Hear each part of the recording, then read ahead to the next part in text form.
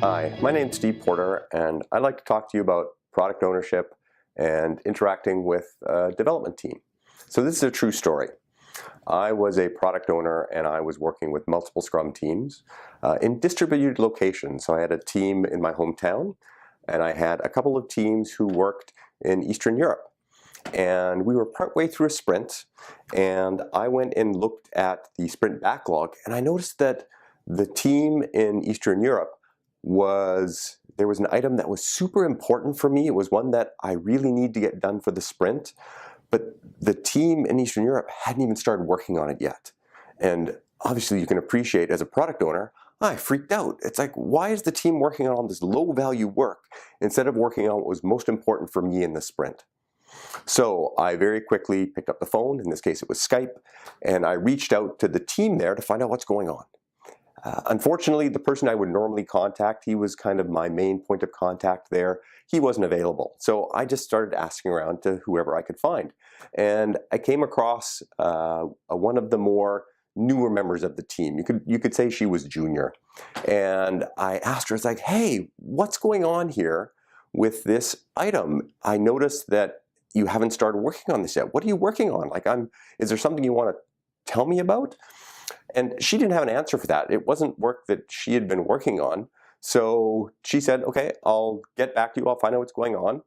And that was kind of the end of that call. A little bit of time passed and I get a call from the person I was originally trying to get in touch with, the team lead there.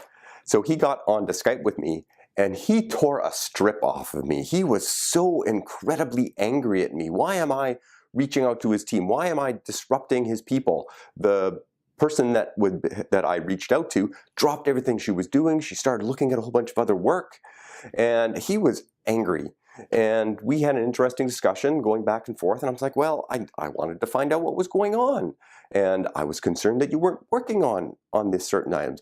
And we went back and forth a little bit and he said something that really, to this day, still resonates with me.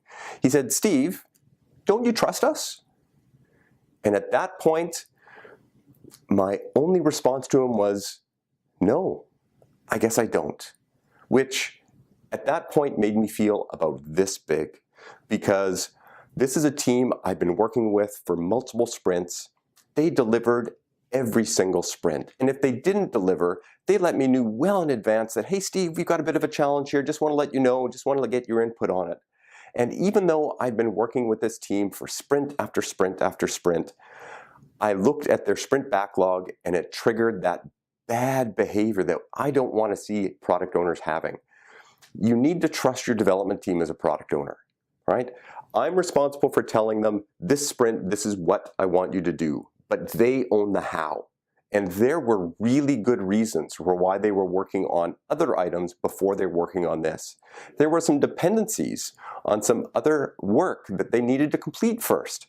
I didn't know that. I don't need to know that. They did though. And by me not trusting them and reaching out to them, not only did I disrupt the work they're doing, but I broke that trust. As a product owner, don't do that.